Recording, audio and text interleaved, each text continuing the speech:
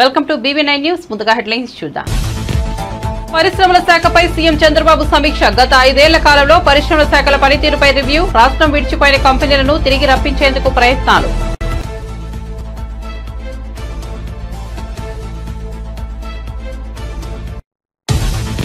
BRS పై అసెంబ్లీలో ముఖ్యమంత్రి రేవంత్ రెడ్డి తీవ్ర విమర్శలు. ప్రతిపక్ష నాయకుడు సభకే రారు, బీఆర్ఎస్ మాతో వస్తుందంటే నమ్మాలా అన్న సీఎం రేవంత్. అక్కలు మమ్మల్ని మోసం చేసి అక్కడికి వెళ్లారని సబితాను ఉద్దేశించి వ్యాఖ్యలు.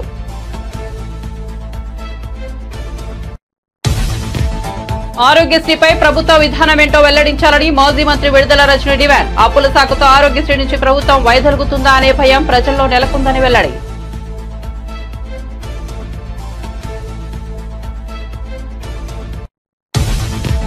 తెలంగాణ గవర్నర్ గా ప్రమాణం చేసిన జిష్ణుదేవ్ వర్మ. నూతన గవర్నర్ జిష్ణుదేవ్ వర్మకు సీఎం రేవంత్ రెడ్డి స్వాగతం పలికిన సీఎస్, డీసీపీ, త్రివిధ దళాల అధికారులు.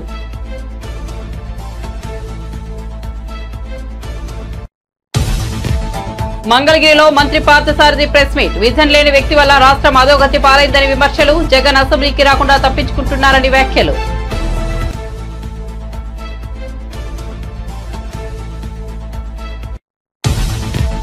సీఎం రేవంత్ రెడ్డికి నా మీద ఎందుకంత కక్ష? సూటిగా ప్రశ్నించిన సబితా ఇంద్రారెడ్డి, నీ వెనుక ఉన్న అక్కలను నమ్ముకోవద్దని కేటీఆర్ తో రేవంత్ రెడ్డి చెప్పడమేమిటని ఆగ్రహం. సీఎం తనపై చేసిన వ్యాఖ్యలను ఉపసంహరించుకోవాలని డిమాండ్.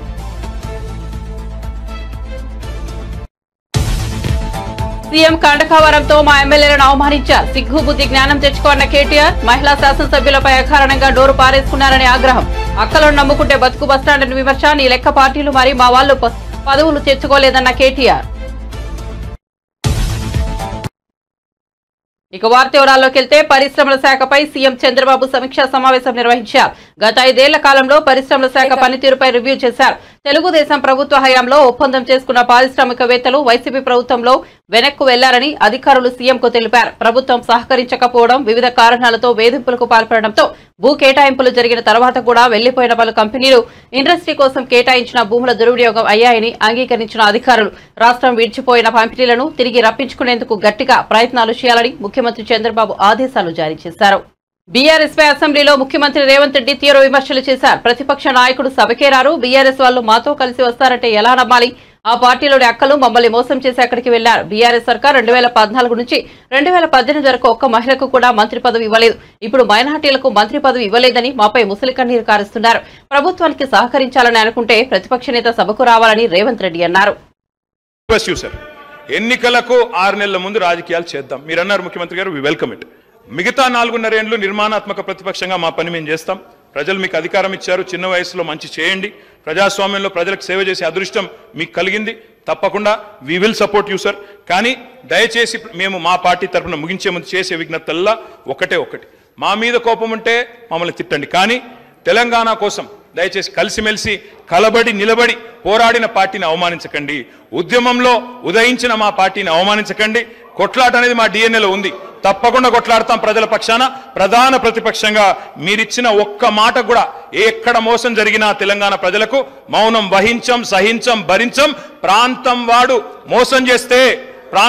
మోసం చేస్తే ఈ ప్రాంతంలోనే పాత్ర పెడతామన్న కాలోజీ మాటలు వారికి గుర్తు చేస్తూ జై తెలంగాణ. గౌరవ ముఖ్యమంత్రి గారు ఒక్క నిమిషం. ఎంతసేపు మాట్లాడినా రామారావు గారు మేము కలిసి వస్తాం, ప్రభుత్వానికి సహకరిస్తాం అని పదే చెప్తున్నాడు. నేను వారికి ఒకటే సూచన చేస్తున్నా, మీరు కలిసి వస్తారా లేదా అనేది, అన్నం ఉడికిందా లేదా అనేది ఒక మెతుకుని బట్టి చూస్తే తెలుస్తుంది.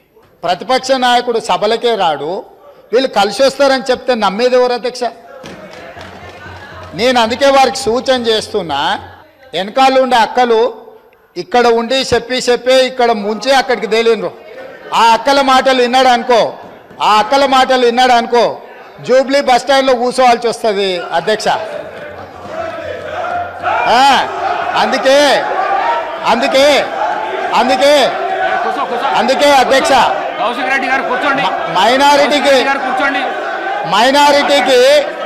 మైనారిటీకి మంత్రి ఇవ్వలేదన్నాడు. 2014 నుంచి 2019 వరకు ఒక్క మహిళకు కూడా మంత్రి పదవి ఇవ్వలేదు అధ్యక్ష. 5 సంవత్సరాలు ఒక్క మహిళకు కూడా మంత్రి పదవి ఇవ్వకుండా ఈ ప్రభుత్వాన్ని ఆనాడు ప్రభుత్వాన్ని నడిపి ఈ రోజు వచ్చి మైనారిటీలకు ఇవ్వలేదని ముసలి కన్నీరు గారుస్తారు అధ్యక్ష. కాబట్టి దయచేసి అన్ని విషయాలు మాకు తెలుసు, సహకరించేది ఉంటే ప్రతిపక్ష నాయకుడిని వచ్చి సభలో కూర్చోమని చెప్పుంది అధ్యక్ష.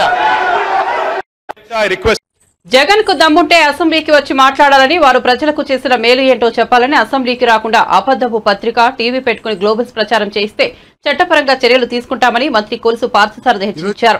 మంగళగిరి టీడీపీ జాతీయ ప్రధాన కార్యాలయంలో జగ్గయ్యపేట ఎమ్మెల్యే శ్రీరామ్ రాజగోపాల్తో కలిసి నిర్వహించిన విలేకరుల సమావేశంలో మంత్రి పార్థసారథి మాట్లాడారు. ప్రజల ఉపాధి పట్ల విజన్ లేని వ్యక్తి వలన రాష్ట్రం అధోగతి పాలైందని విమర్శించారు. నేడు అటువంటి రాష్ట్రాన్ని గాడిలో పెట్టడానికి చంద్రబాబు ప్రయత్నిస్తున్నారని, చంద్రబాబు మీద నమ్మకంతో ఇతర రాష్ట్రాల వారు పెట్టుబడులు పెట్టడానికి చూస్తున్నారని వెల్లడించారు. మీరు చేసిన దుష్పరిపాలన 5 సంవత్సరాల ఫలితం కాదా అని చెప్పేసి అడుగుతామన్నా. నేను 45 రోజుల్లో చెల్లించాల్సిన పేమెంట్ని మీరు చెల్లించకపోవటం మూలంగా ఎన్నిసార్లు హాస్పిటల్స్ యాజమాన్యాలు స్ట్రైక్ ప్రకటించి లేకపోతే మన కోఆపరేషన్ విత్డ్రా చేసుకుని మేము వైద్య సేవలు అందించము, మీరు పేషెంట్స్ డబ్బులు కడితేనే మేము వైద్యం చేస్తామని చెప్పేసి ఎంతమంది పేదలు ఇబ్బంది పడ్డారో తెలుసా అని చెప్పేసి నేను జగన్మోహన్ రెడ్డి గారిని ప్రశ్నిస్తామని. నేను మీరు చేసిన ఆర్థిక అవకతవకల మూలంగా ఈ రాష్ట్రాన్ని ఆర్థికంగా కుదేలు చేయటం మూలంగా మీరు లక్షల కోట్ల రూపాయలు కాంట్రాక్టర్లకు కానివ్వండి, హాస్పిటల్కి కానివ్వండి, ఆఖరికి భోజనాలు సప్లై చేసిన వాళ్ళకు కూడా మీరు బిల్లులు ఇవ్వలేని దుస్థితిలో ఈ రాష్ట్రాన్ని ముంచిన విషయం వాస్తవం కాదా అని చెప్పేసి అడుగుతామన్నా. నేను రాష్ట్రాన్ని దాదాపు 11 లక్షల కోట్ల అప్పులు ఊబిలోకి దించేసి ఈరోజు పత్తితులాగా 1500 కోట్లు ఇవ్వలేదు, ఆరోగ్యశ్రీకి డబ్బులు చెల్లించలేదని చెప్పేసి ప్రచారం చేయటం ఎంతవరకు ఆలోచించేయమని చెప్పేసి నేను ఇటువంటి అబద్ధాలని మానుకోమని చెప్పేసి కూడా ఈ సందర్భంగా తెలియజేస్తామని. నేను టీడీపీ, తెలుగుదేశం పార్టీ, చంద్రబాబు నాయుడు గారు, పవన్ కళ్యాణ్ గారు, మోడీ గారు ఈ రాష్ట్రంలో ఆరోగ్య పరిస్థితులు మెరుగుపరచడానికి కట్టుబడి ఉన్నామని చెప్పేసి మనం చేస్తామన్నాను. మరి గతంలో కూడా బీపీఎల్ దిగువనున్న 1,20,00,000 మందికి ఈ పథకాన్ని వర్తింపజేసి 4 ఏళ్లలోనే 5,330 కోట్ల రూపాయలు 12 లక్షల మంది రోగులకి చెల్లించిన ఘనత ఈ తెలుగుదేశం పార్టీ ప్రభుత్వం నుంచి కూడా నేను మనవి చేస్తాను. అంతేకాకుండా అనేకమైన వినికిడి లోపం ఉన్న వాళ్ళకి కాక్లియర్ ఇంప్లాంటేషన్ కానివ్వండి, గుండె ఊపిరితిత్తులకు సంబంధించి 6 లక్షల మందికి, మూత్రపిండ మార్పిడి లాంటి వాళ్ళకి 3.5 లక్షల మందికి మరి వైద్య సేవలు ఉచితంగా అందించిన ఘనత ఈ ప్రభుత్వం కూడా మనం చేస్తామని నేను. అంతేకాకుండా క్లెయిమ్ అందంగానే, అంటే వైద్యం చేయగానే హాస్పిటల్స్ పంపించే క్లెయిమ్స్ ఏదైతే ఉంటాయో 70% క్లెయిమ్స్ని వెంటనే చెల్లించిన ఘనత గత చరిత్ర తెలుగుదేశం పార్టీది, చంద్రబాబు నాయుడు గారిది అని చెప్పేసి కూడా ఈ సందర్భంగా నేను తెలియజేస్తామని. నేను మరి ఇప్పుడు గతంలో జగన్మోహన్ రెడ్డి గారి ప్రభుత్వం ఒకసారి ఆలోచించేయండి, ఎన్నిసార్లు ఈ రాష్ట్రంలో ఆసుపత్రులు మేము ఆరోగ్యశ్రీ సేవల్ని అందించలేము అని చెప్పేసి మరి ఈ సేవలను ఆపేసి ఒకసారి ఆలోచించమని చెప్పేసి మనం చేస్తాను. మీ చేతకాని తలం మూలంగా ఎంతమంది పేదలు ఈ ఆరోగ్యశ్రీ కింద వైద్య సేవలు కోల్పోయారో కూడా ఒకసారి ఆలోచించమని చెప్పేసి మనం చేస్తాను. మరి ఇటువంటి అబద్ధాలని ప్రచారం చేయటానికి పూనుకునే కంటే మీ పత్రిక ఉంది కదా అని చెప్పేసి దాంట్లో అబద్ధాలు ప్రచారం చేసి గోబెల్స్ ప్రచారం చేసే కంటే మీకు దమ్ముంటే మీ పరిపాలనలో ఈ రాష్ట్ర ప్రజలకి మెరుగైన పరిపాలన అందించామని చెప్పేసి నమ్మకం ఉంటే ఈ రాష్ట్రాన్ని ఏదైతే చంద్రబాబు నాయుడు గారు సోదాహరణంగా పూర్తి ఎవిడెన్స్తో సహా, ఆధారాలతో సహా ప్రతి డిపార్ట్మెంట్లో ఎంత బకాయిలు పెట్టారు, ఎంత నష్టం చేశారు, మీ పరిపాలన మూలంగా ఈ రాష్ట్రానికి ఎంత నష్టం చేకూరిందని ఆధారాలతో సహా చెప్తున్నారో, మీకు దాని మీద ఏమైనా అభ్యంతరాలుంటే దమ్ముంటే అసెంబ్లీకి రమ్మని చెప్పేసి కూడా సాక్షాత్ ముఖ్యమంత్రి గారే ఛాలెంజ్ చేశారు. ముఖ్యమంత్రి రేవంత్ రెడ్డికి తనపై కక్ష ఎందుకని బీఆర్ఎస్ ఎమ్మెల్యే సబితా ఇంద్రారెడ్డి ప్రశ్నించారు. కేటీఆర్ ను ఉద్దేశించి సీఎం రేవంత్ రెడ్డి మాట్లాడిన మాటలు సరికాదన్నారు. నీ వెనుక కూర్చున్న అక్కలను నమ్ముకోవద్దు, మోసం చేస్తారని కేటీఆర్ ను ఉద్దేశించి ముఖ్యమంత్రి అనడం సరికాదన్నారు. తాము ఏం మోసం చేశాం, ఎవరిని ముంచామో చెప్పాలన్నారు. రేవంత్ రెడ్డి కాంగ్రెస్ పార్టీలోకి వస్తే మంచి మనసుతో ఆయనను ఆహ్వానించానన్నారు. పార్టీలోకి రా తమ్ముడు, వస్తే ఈ పార్టీకి భవిష్యత్తులో ఆశాకిరణం అవుతుందని రేవంత్ రెడ్డికి చెప్పింది తానే అన్నారు. ముఖ్యమంత్రి అవుతావని కూడా రేవంత్ రెడ్డికి ఆనాడే చెప్పానన్నారు. అలా చెప్పలేదని గుండె మీద చేయి వేసుకుని చెప్పాలన్నారు. ఎన్నికల సమయంలో కూడా తనపై విమర్శలు చేశారని ఆగ్రహం వ్యక్తం చేశారు. అధ్యక్ష, తప్పకుండా చర్చ పెట్టుకుందాం.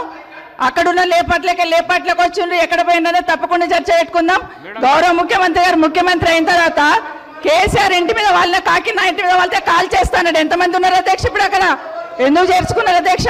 గౌరవ ముఖ్యమంత్రి గారు ఎంజాయ్ చేస్తున్నారు. ఇప్పుడు మాట్లాడుతుంటే గుండె మీద చేసుకొని చెప్పాలి అధ్యక్ష. ముఖ్యమంత్రి గారు కూడా ఆ రోజు నేను అక్కగానే ఆశీర్వదించిన, ఆ రోజు పార్టీలోకి వస్తున్నప్పుడు ఒక అక్కగా ఆశీర్వదించిన, బాబు నువ్వు చాలా పెద్దగా ఎదుగుతావు, ఈ రాష్ట్రానికి ముఖ్యమంత్రి అవుతావు, రాయి పార్టీలకని ఆహ్వానించిన నేను. ఈ రోజు మరి నన్నెందుకు కక్ష తీర్చుకుంటున్నాడు నాకు అర్థమైతలేదు. ప్రతిసారి ప్రతి అసెంబ్లీలో ఆడబిడ్డ బాధ అవుతుంటే వినే స్థితిలో లేరా? వినే స్థితిలో లేరా మీరు? ఎందుకు నన్ను టార్గెట్ చేసిండు? ఒక్కని మాట్లాడి చెప్పండి అధ్యక్ష. అధ్యక్ష, ముఖ్యమంత్రి గారు ఒక మాట అన్నారు కేటీఆర్ గారిని, నీ వెనక కూర్చున్న అక్కలను నమ్ముకోవద్దు, మోసం చేస్తున్నాను. ఏం మోసం చేసినాం అధ్యక్ష? ఏం ముంచినాం అధ్యక్ష? ఈయనను ముంచినాం అధ్యక్ష. ఈయనను బతిన్లాడి పార్టీలోకి రా తమ్ముడు అని చెప్పి, నువ్వు వస్తే భవిష్యత్తులో ఈ పార్టీకి నువ్వు ఆశాకిరణం అవుతావని చెప్పి పార్టీలకు ఆహ్వానించినా లేదా గుండె మీద చేసుకొని చెప్పమనండి అధ్యక్ష. ఎందుకు టార్గెట్ చేస్తున్నావు? ఏం మోసం చేశాం? ఏం మోసం చేశాం? ఇప్పుడు కాదు అధ్యక్ష, ఎలక్షన్లు వచ్చినప్పుడు కూడా నా కాన్ఫిడెన్స్ అట్లేగా అధ్యక్ష. సభ దాకా పొద్దున ఒక మాట మాట్లాడుతుంది. ఏం మాట్లాడినాం? పొద్దున ఒక మాట, రాత్రి ఒక మాట. ఎవరిని అవమానిస్తున్నావు ఒక్కసారి ఆలోచించండి ముఖ్యమంత్రి గారు. ఎందుకు అవమానిస్తున్నావు? ఎందుకు కక్ష? ప్రతిసారి టార్గెట్ చేస్తున్నావు. ఈరోజు ఏం మోసం చేసినాం? మేము ఆడబిడ్డలం, విత్డ్రా చేసుకోవాలి అధ్యక్ష. అసెంబ్లీలో మహిళా ఎమ్మెల్యేలను అవమానించారంటూ ముఖ్యమంత్రి రేవంత్ రెడ్డిపై మాజీ మంత్రి ఎమ్మెల్యే కేటీఆర్ తీవ్ర ఆగ్రహం వ్యక్తం చేశారు. బీఆర్ఎస్ మహిళా శాసనసభ్యురాలపై అకారణంగా ముఖ్యమంత్రి నోరు పారేసుకున్నారని ఆగ్రహం వ్యక్తం చేశారు.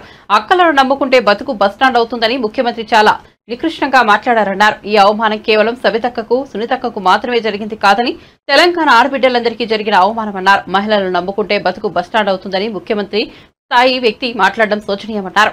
ఈ ముఖ్యమంత్రి అన్ఫిట్ ముఖ్యమంత్రి అన్నారు. నోరు జారితే ఎవరైనా వెనక్కు తీసుకుంటారు, కానీ కండకవరంతో ముఖ్యమంత్రి ఆడబిడ్డలను అవమానించారని ఆగ్రహం వ్యక్తం చేశారు. అసభ్యంగా చాలా హీనాతిహీనమైన ప్రవర్తనతో ఈరోజు ముఖ్యమంత్రి రేవంత్ రెడ్డి గారు మా ఆడబిడ్డలిద్దరిని, నా పాటికి నేను పెద్దగా విమర్శ చేయకుండా పద్ధతిగా వారిని సంబోధిస్తూ ప్రభుత్వానికి సూచనలు ఇస్తూ మాట్లాడుతుంటే మా అక్కలు కూడా కనీసం డిస్టర్బెన్స్ కానీ కనీసం ఒక కామెంట్ కూడా చేయలేదు. కనీసం నన్ను ఏమి ప్రాంప్ట్ కూడా చేయలేదు. మీరు ఇది చెప్పండి అది చెప్పండి అని. అట్లాంటిది ఈరోజు అకారణంగా ఎందుకు నోరు పారేసుకున్నాడో తెలియదు, కానీ చాలా అసభ్యంగా హీనాతిహీనంగా ఏ నాయకుడు కాదు ఏ మనిషి కూడా మాట్లాడనంత అసభ్యంగా మీ అక్కలను నమ్ముకుంటే ఇక్కడ నన్ను ముంచిండ్రు, మమ్మల్ని ముంచిండ్రు, రేపు నీ బతుకు కూడా జూబ్లీ బస్ స్టాండ్ అవుతుందని మాట్లాడిన నికృష్టమైన మాట ఏదైతే ఉందో తప్పకుండా రేవంత్ రెడ్డి వెంటనే తెలంగాణలోని ఆడబిడ్డలందరికీ క్షమాపణ చెప్పాలి. ఎందుకంటే ఈ అవమానం జరిగింది ఒక సబితక్కకు, సునీతక్కకు, లక్ష్మక్కకు కాదు. ఈ అవమానం జరిగింది తెలంగాణలోని ఆడబిడ్డలందరికీ. మహిళల్ని నమ్ముకుంటే నట్టేట మునుగుతారన్నట్టు, మహిళా తల్లుల్ని నమ్ముకుంటే బతుకు బస్టాండ్ అవుతుంది అన్నట్టు ముఖ్యమంత్రి మాట్లాడిన మాట ఏదైతే ఉందో నిజంగా కూడా హేయం, శోచనీయం. నిజంగా ఒక ముఖ్యమంత్రి స్థాయికి తగని మాట. ఇలా నిజంగా ఈ ముఖ్యమంత్రి అన్ఫిట్ ముఖ్యమంత్రి, ఆ పదవిలో కూర్చోవడానికి తగని ముఖ్యమంత్రి. మహిళల్ని అవమానించి కూడా అప్పుడప్పుడు నోరు జారిన సంస్కారం ఉన్న వాళ్ళు ఏం చేస్తారు? అవసరమైతే నేను వెనక్కి తీసుకుంటున్నాను విచారం వ్యక్తం చేస్తారు. ఇంత అహంకారం, ఇంత కండకవరంతో ఈరోజు ఆడబిడ్డల్ని వారిని అవమానించిన ముఖ్యమంత్రికి తప్పకుండా తెలంగాణ ఆడబిడ్డల ఉసురు తాకుతుంది. ఈ వైఖరి మార్చుకో, పద్ధతి మార్చుకో. వారు అక్క సునీతక్క గాని, సబితక్క గాని, లక్ష్మక్క గాని స్వంతంగా కష్టపడి ప్రజల్లో తిరిగి పరపతితో ఇవాళ 5 సార్లు 6 సార్లు గెలిచొచ్చిన వాళ్ళు. ఎవరు కూడా నీలాగా ఇష్టం వచ్చినట్టు రాజకీయ విన్యాసాలు చేసి వచ్చిన వాళ్ళు కాదు. తమ స్వశక్తితో, తమ కుటుంబంకుండే అభిమానంతో, కార్యకర్తల ఆశీర్వాదంతో, ప్రజల దీవెనలతో ఇక్కడ అడుగు పెట్టారు. అప్రతిహతంగా 5 సార్లు సబితక్క గెలిచొచ్చింది. సునీతక్క కూడా గతంలో మంత్రిగా పనిచేసినారు. లక్ష్మక్క కూడా జెడ్పీ చైర్మన్ గా, శాసనసభ్యురాలుగా పనిచేసింది. అలాంటి మహిళలుగా పట్టుకొని ఇవాళ నోటికొచ్చినట్టు వాగడం అనేది ముఖ్యమంత్రికి తగదు. ఇప్పటికైనా సిగ్గు తెచ్చుకొని, బుద్ధి తెచ్చుకొని ముఖ్యమంత్రి బేషరతుగా క్షమాపణ చెప్పాలి. ఎంత గుండె ధైర్యం నీకు? ఇవాళ మా ఆడబిడ్డల్ని పట్టుకొని ఏ మొహంతో వచ్చినావని చెప్పడానికి ఉప ముఖ్యమంత్రిని నేను అడుగుతా ఉన్నా. ఏ రకంగా అంత ధైర్యంగా, ఏ రకంగా అంత ఇష్టం వచ్చినట్టు మాట్లాడే అధికారం నీకు ఎవరిచ్చింది? అధికారం ఎవరికి శాశ్వతం కాదు. 10 ఏళ్లు మేము అక్కడున్నాం. మేము ఎప్పుడన్నా అవమానించిన ఆడబిడ్డల్ని తరిక ఎన్నడన్నా ఒక్క రోజన్నా ఎప్పుడన్నా నోరు జారినా వెంటనే విచారం వ్యక్తం చేసినాం. ఇవాళ నేను కూడా ఏదో సందర్భంలో ఏకవచనంతో సంబోధించినానని చెప్పి అవతల నుంచి అభ్యంతరం వస్తే వెంటనే విచారం వ్యక్తం చేసినాం. అది కేసీఆర్ మాకు నేర్పిన సంస్కారం. మరి నీకెవరు చదువు చెప్పిండ్రో, ఎవరు సంస్కారం నేర్పిండ్రో నాకు తెలియదు, కానీ తెలంగాణ ఆడబిడ్డలన్నీ గమనిస్తున్నారు. ఇప్పటికే నువ్వు చేసిన మోసాలతో విసిగిపోయి ఉన్నారు. ఇలా మా ఆడబిడ్డ ఆరోగ్యశ్రీపై ప్రభుత్వ విధానం ఏంటో వెల్లడించాలని మాజీ మంత్రి విడుదల రజని డిమాండ్ చేశారు. అప్పుల శాఖతో ఆరోగ్యశ్రీ నుంచి ప్రభుత్వం వైదొలుగుతుందా అనే భయం ప్రజల్లో నెలకొంది. కేంద్రం ఇచ్చే ఆయుష్మాన్ భారత్ కార్డులు తీసుకోవాలని కేంద్ర మంత్రి పెంబసాని చెబుతున్నారు. చంద్రబాబు మనసులోని మాటలని ఆయన చెబుతున్నారా? ఆయుష్మాన్ లిమిట్ 5 లక్షలే. ఆరోగ్యశ్రీ లిమిట్ ను జగన్ 25 లక్షలకు పెంచారని పేర్కొన్నారు. ఎంపీ గారు, యూనియన్ మినిస్టర్ గారు మొన్న వారు మాట్లాడుతూ ఉన్నారు. ఏమని మాట్లాడుతూ ఉన్నారు? ఆరోగ్యశ్రీకి డబ్బులు లేవని, పేషెంట్లకు వైద్యం అందించలేమని, నెట్వర్క్ హాస్పిటల్కి డబ్బులు ఇవ్వలేమని, అందరూ ఆయుష్మాన్ భారత్ కార్డులు తీసుకోవాలని చెప్పి వారు మాట్లాడుతూ ఉన్నారు. అసలు ఇక్కడ నాకు ఒక అనుమానం అనిపిస్తూ ఉంది. కూటమి ప్రభుత్వంలోని ముఖ్యమంత్రి చంద్రబాబు నాయుడు గారు ఏమైనా వారి మనస్సులో ఉన్నటువంటి మాటల్ని మరి ఈ మంత్రుల ద్వారా ఏమన్నా ఎక్స్ప్రెస్ చేయిస్తున్నారా అనేటువంటి అనుమానం కూడా మాకు కలుగుతూ ఉంది. ఏమని? హెల్త్ వాళ్ళకంత ప్రయారిటీ కాదని, మరి ఆరోగ్యశ్రీని ఏమైనా వైండప్ చేస్తున్నారనేటువంటి ఒక అనుమానం కూడా మనకు కలుగుతూ ఉంది. ఆయుష్మాన్ భారత్ కార్డ్స్ వాళ్ళకున్నటువంటి టెక్నికాలిటీస్ కావచ్చు, వాళ్ళు మనకు ఇస్తున్నటువంటి దీని ప్రకారం మనం చూస్తున్నట్టే మాకు బాధలు ఉన్నాయి, కష్టంగా ఉందని చెప్పి వారు మాటలు చెప్తా ఉన్నారు. నేను చెప్తా ఉన్నాను, గత ప్రభుత్వంలో అంటే చంద్రబాబు నాయుడు గారి హయాంలో 2014 నుంచి 19 వరకు వాళ్ళ హయాంలో వాళ్ళు మిగిల్చినటువంటి బకాయిలు 632 కోట్లుంటే ఆ బకాయిల్ని ఏమాత్రం కూడా మేము సాకులు చెప్పకుండా మేము బాధ్యత తీసుకొని మా జగన్మోహన్ రెడ్డి గారు, మా నాయకుడు జగన్మోహన్ రెడ్డి గారు వాటిని క్లియర్ చేసి 1050 ప్రొసీజర్స్ ని 3257 ప్రొసీజర్స్ కి పెంచి సంవత్సరానికి 1000 కోట్లు మీ హయాంలో మీరు ఖర్చు పెడితే 3000 కోట్ల వరకు కూడా ఖర్చు పెట్టి బ్రహ్మాండంగా రాష్ట్ర ప్రజలందరికీ కూడా వైద్య సేవలు అందించినటువంటి ఘనత జగన్మోహన్ రెడ్డి గారి ప్రభుత్వానికి దక్కింది. ఆ నమ్మకాన్ని కూడా ప్రజల్లో మేము నెలకొల్పుతున్నాం. మరి ఈ రోజున ఈ సాకులు చెప్తూ ఏవో అప్పులున్నాయని చెప్పి, ఏదో బకాయిలున్నాయని చెప్పి మీరు మీ బాధ్యత నుంచి ఏమైనా వైదొలుగుతున్నారా? మీరేం ఇండికేషన్ ఇస్తున్నారు అనేటువంటి సందేహము ఈరోజు రాష్ట్ర ప్రజలకు కలుగుతుంది. యలమంచిలి మండలంలో వరద ముంపు గ్రామం బాడవలో రాష్ట్ర జలవనరుల శాఖ మంత్రి నిమ్మల రామానాయుడు పర్యటించారు. గ్రామాన్ని వరద నీరు దిగ్బంధం చేయడంతో ట్రాక్టర్పై చేరుకుని 4-5 అడుగుల నీటిలోనే తిరిగారు. అక్కడ వరద బాధితులను పరామర్శించి కష్టాలను అడిగి తెలుసుకున్నారు. ప్రభుత్వం అండగా ఉంటుందని భరోసా ఇచ్చారు. ప్రభుత్వ సాయంగా 25 కేజీల బియ్యం, నిత్యావసర సరుకులు, కాయగూరలు అందజేశారు. ఇళ్లలోకి పూర్తిగా వరద నీరు చేరిన బాధిత కుటుంబాలకు 3000 నగదు పంపిణీ చేశారు.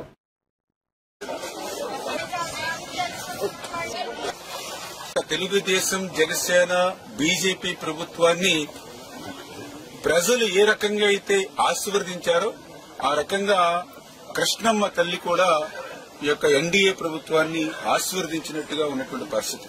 అందుకే గత సంవత్సరం నుంచి అంత ముందు సంవత్సరం కూడా నిండినటువంటి శ్రీశైలం డ్యాము మరి ఈ రోజు దాని కెపాసిటీ 215 టీఎంసీలు అయితే ఈ రోజు ఆల్రెడీ 203 టీఎంసీల వరకు కూడా నీటి నిండినటువంటి పరిస్థితుల్లో ఏదైతే దానికి 5 స్పిల్వే గేట్లు కూడా ఈ రోజు ఓపెన్ చేసి కిందకి 1,35,000 క్యూసెక్కుల నీరు నాగార్జున సాగర్ ప్రాజెక్టుకి నిన్ననే విడుదల చేయడం జరిగింది. కృష్ణా డెల్టా ఏదైతే ఉందో వారికి కూడా త్రాగునీరు, సాగునీరు కూడా అందించేటువంటి విధంగా ఏదైతే శ్రీశైలం కి రోజుకి దగ్గర 4 లక్షల క్యూసెక్కులు పైబడి నీరు ఏదైతే వస్తుందో దాన్ని ఆ రోజే మేము క్యాలిక్యులేట్ చేసి రాయలసీమ పూర్తి అవసరాలు తీర్చేటువంటి విధంగా పోతిరెడ్డిపాడు ద్వారా నీటిని మేము విడుదల చేస్తూ ఉన్నాం. అదేవిధంగా ఏదైతే వెలుగోడు, అదేవిధంగా హంద్రీనివా వాటిని కూడా నీటిని విడుదల చేయమని ఆ రోజే వారం రోజుల క్రితమే ఆదేశించడం జరిగింది. అంతే ప్రస్తుతం ఏదైతే పోతిరెడ్డిపాడు ద్వారా వెలుగోడు ద్వారా కూడా ఇవాళ రాయలసీమకి సాగునీరు త్రాగునీరు కూడా వారం రోజుల నుంచి కూడా అందుతూ ఉంది. కాకపోతే ఏదైతే హంద్రీ నివా మాత్రం మరి ఏదైతే వారం రోజుల క్రితం విడుదల చేయమన్నప్పటికీ కూడా ఇంకా అక్కడ కొంత నిర్లక్ష్యంగా అధికారులు కొంత వ్యవహరించినటువంటి పరిస్థితి కూడా మా దృష్టికి వస్తుంది. ఏదైతే గత ప్రభుత్వ వాసనలు ఇంకా పోనటువంటి అధికారులు ఇంకా మోస పద్ధతిలో ఉన్నారు, వాళ్ళందరూ కూడా ఒక్కొక్కరిని మార్చుకుంటూ ముందుకెళ్తామనే విషయాన్ని కూడా ఈ సందర్భంగా తెలియజేసుకుంటూ గత వైఎస్ఆర్సీపీ ప్రభుత్వంలో ఒక పక్క వరదను ముంచెత్తినా కూడా కనీసం ఆ రోజున్నటువంటి మంత్రులు గాని, ఆ రోజున్నటువంటి ముఖ్యమంత్రి గాని, ఆ రోజున్నటువంటి వైఎస్ఆర్సీపీ ప్రజాప్రతినిధులు గాని కనీసం అధికారులతో సైతం ఈ వరద ముంపు ప్రాంతాల్లో పలకరించినటువంటి వాళ్ళు ఆ రోజు లేరు. ఆ రోజు పసిపిల్లలకు సైతం పాల ప్యాకెట్లు కూడా లేక ఈ యొక్క వరద నీరుని కాసి వడపెట్టి ఆ వేడి నీళ్లనే చంటి పిల్లలకి పట్టించినటువంటి పరిస్థితి దుస్థితి గత వైఎస్ఆర్సీపీ పాలనలో మేము చూసాం. కానీ ఈ రోజు తెలుగుదేశం జనసేన బీజేపీ ఎన్డీఏ ప్రభుత్వం వచ్చిన తర్వాత వేళ వరద మా గడపకి తాకక ముందే ఈ యొక్క ఎన్డీఏ ప్రభుత్వం సహాయం మా గడపలోకి వస్తూ ఉన్నాయి. ఆ 25 కేజీల బియ్యం, కందిపప్పు, ఆయిల్ ప్యాకెట్, ఉల్లిపాయలు, ఆలుగడ్డ ఇవన్నీ కూడా మా ఇంటికి చేరుతూ ఉన్నాయి మేము అడగక ముందే అని ఎంతో సంతోషాన్ని. శంషాబాద్ విమానాశ్రయంలో తెలంగాణ నూతన గవర్నర్ జిష్ణుదేవ్ వర్మకు ముఖ్యమంత్రి రేవంత్ రెడ్డి స్వాగతం పలికారు. బుధవారం త్రిపుర నుంచి శంషాబాద్ విమానాశ్రయం చేరుకున్న నూతన గవర్నర్ కు సీఎం రేవంత్ రెడ్డి, ప్రభుత్వ ప్రధాన కార్యదర్శి శాంతికుమారి, డీజీపీ జితేందర్, త్రివిధ దళారుల అధికారులు, రాష్ట్ర ప్రభుత్వ సలహాదారు హరకార వేణుగోపాలరావు, ఇతర ఉన్నతాధికారులు స్వాగతం పలికారు. అనంతరం శంషాబాద్ విమానాశ్రయంలో సాయుధ దళాల గౌరవ వందనాన్ని నూతన గవర్నర్ జిష్ణుదేవ్ వర్మ స్వీకరించారు.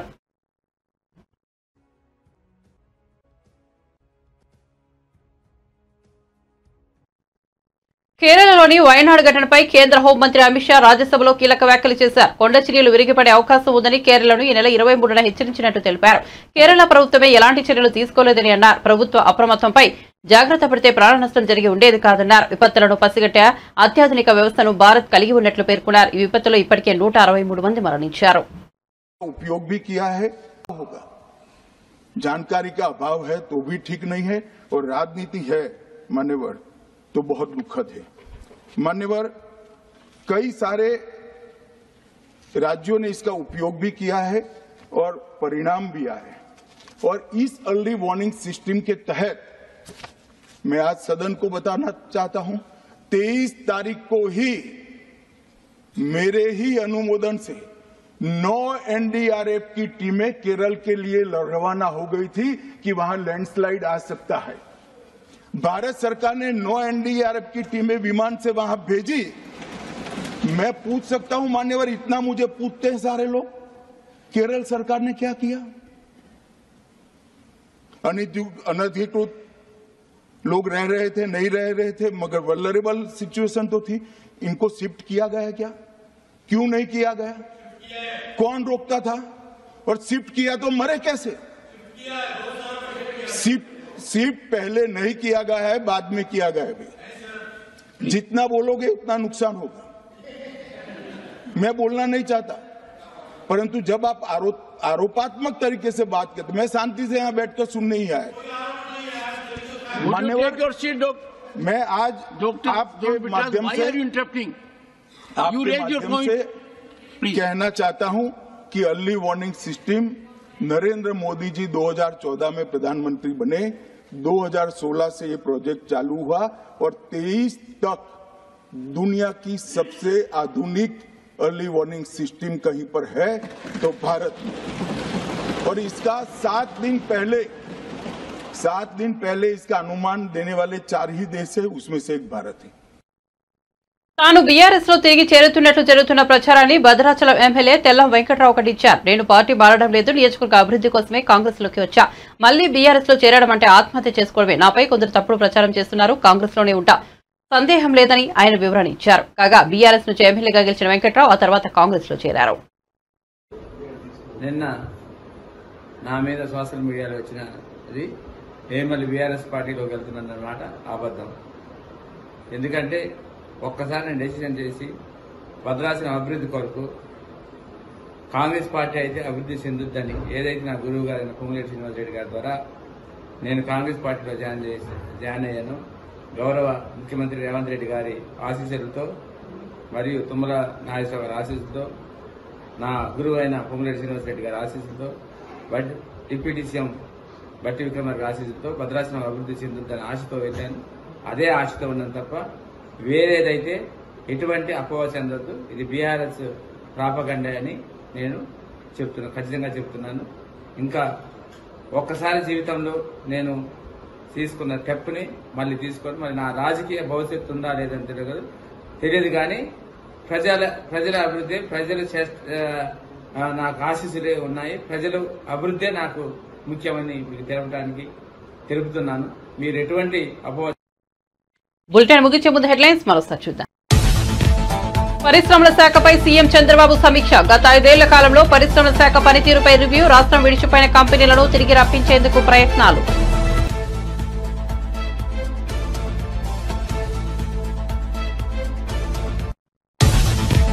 బీఆర్ఎస్ పై అసెంబ్లీలో ముఖ్యమంత్రి రేవంత్ రెడ్డి తీవ్ర విమర్శలు. ప్రతిపక్ష నాయకుడు సభకే రారు, బీఆర్ఎస్ మాతో కలిసి వస్తుందంటే నమ్మాలా అన్న సీఎం రేవంత్. అక్కలు మమ్మల్ని మోసం చేసి అక్కడికి వెళ్లారని సబితాను ఉద్దేశించి వ్యాఖ్యలు.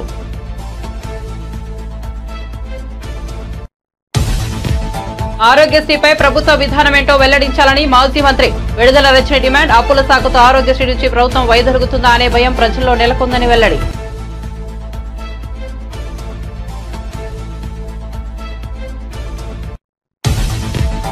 తెలంగాణ గవర్నర్ గా ప్రమాణం చేసిన జిష్ణుదేవ్ వర్మ. నూతన గవర్నర్ జిష్ణుదేవ్ వర్మకు సీఎం రేవంత్ రెడ్డి స్వాగతం పలికిన సీఎస్, డీజీపీ, త్రివిధ దళాల అధికారులు.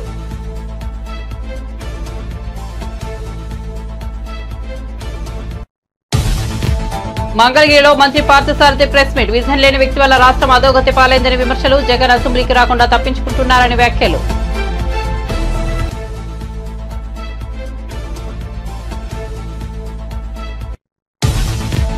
సీఎం రేవంత్ రెడ్డికి నా మీద ఎందుకంత కక్ష? సూటిగా ప్రశ్నించిన సబితా ఇంద్రారెడ్డి. నీ వెనుక ఉన్న అక్కలు నవ్వుకోవద్దని కేటీఆర్ తో రేవంత్ రెడ్డి చెప్పడం ఏమిటని ఆగ్రహం.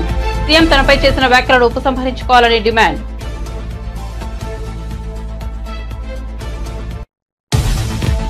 సీఎం కండకావరంతో మా ఎమ్మెల్యేలను అవమానించారు. సిగ్గు బుద్ధి జ్ఞానం తెచ్చుకోవాలన్న కేటీఆర్. మహిళా శాసనసభ్యులపై అకారణంగా నోరు పారేసుకున్నారని ఆగ్రహం. అక్కలు నమ్ముకుంటే బతుకు బస్తాడని విమర్శ. నీ లెక్క పార్టీలు మరి మా వాళ్లు పదవులు తెచ్చుకోలేదన్న కేటీఆర్. మరిన్ని అప్డేట్స్ కోసం చూస్తూనే ఉండండి BB9 న్యూస్.